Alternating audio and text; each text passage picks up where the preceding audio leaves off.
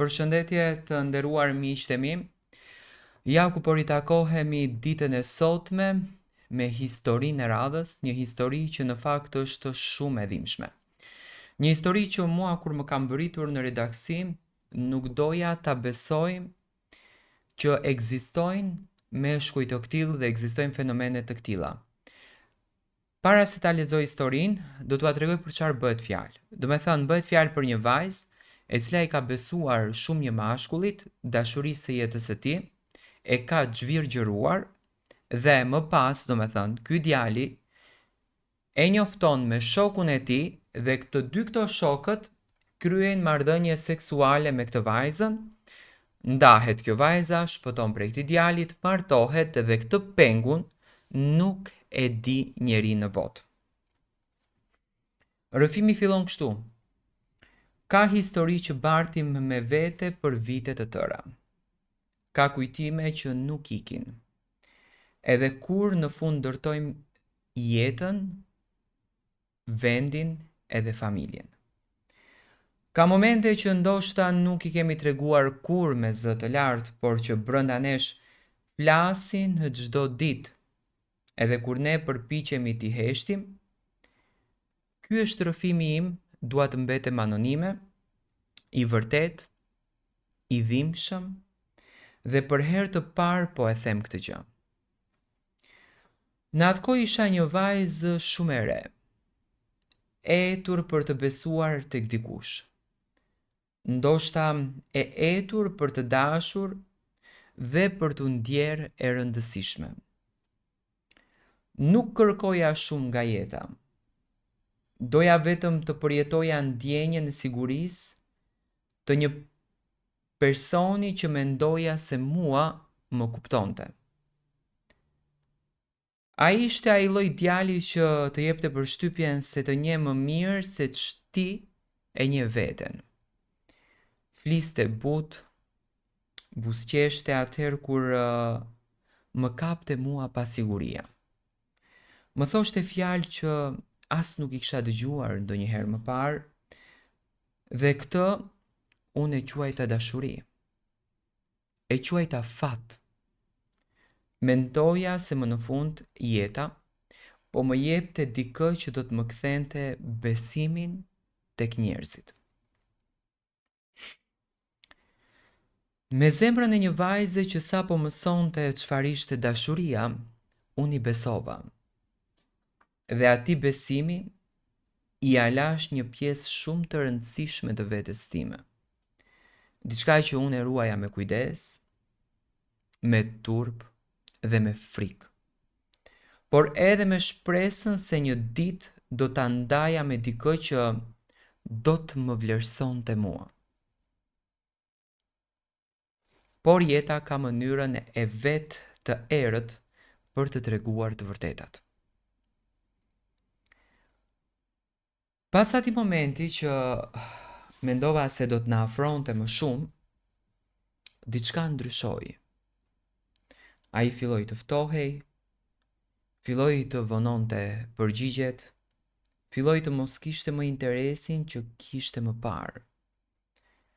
U shfaqja i versioni i tij që nuk e kisha njohur më herët. Dhe unë me pafajësinë e një vajze që s'kishte përjetuar më parë një zhgënjim të tillë, i kërkoja arsyetime.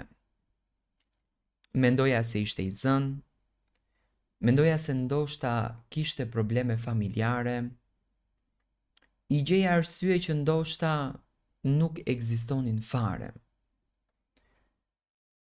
Por zemra e di kur diçka nuk shkon. Unë e ndjeja këtë gjë çdo ditë më shumë. Kodi i tij sjelljes ndryshoi. Fjalët e tij ndëruan krejtësisht të shihen. Më shikonte më ndryshe, më fliste me një ton që nuk e njihja unë atë ton. Derisa një ditë e kuptova se nuk isha më vajza që donte. Nuk isha më askush për të. Kisha humbur vlerën në sytë e tij. Jo si njeri, por si sekret që e kishte ndarë me mua. Ai filloi të më fliste mua për shokët, jo si njeri, jo si vajzë që e ndjeu, që e besoi, që dha diçka nga vetja, por si thashe them, si lëndë bisede dhe si një objekt.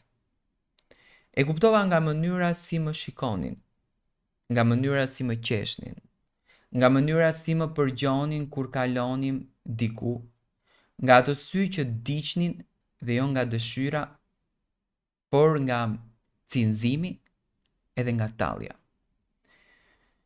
Ai e kishte tradhtuar sekretin ton, e kishte shkelur besimin tim të pastër, e kishte përdorur momentin më të brisht të jetës time si një trofe për të treguar para shokut të tij. Nuk mund ta përshkruaj me fjala të ndjesim. Ishte sikur dikush të më kishte zhveshur shpirtin në mes të asaj rruge. Sikur gjithë bota po më shikonte, po më gjykonte dhe unë nuk kisha ku të fshihesha. Aty filloi dorëzimi im. Një pjesë e imja donte të bërtiste, donte të kërkonte drejtsin, donte ta denonconte, donte të mos pranonte as një lloj poshtrimi, por frika ishte më e fortë. Frika se askush nuk do të më besonte. Frika se do të fajsohesha. Frika e paragjykimeve të shoqërisë. Frika e reagimit të familjarëve. Frika e etiketimeve që i bëhen vajzave për gjërat që as nuk janë faji i tyre. Frika se do të shihej si gabimi im dhe jo si tradhtia e tij.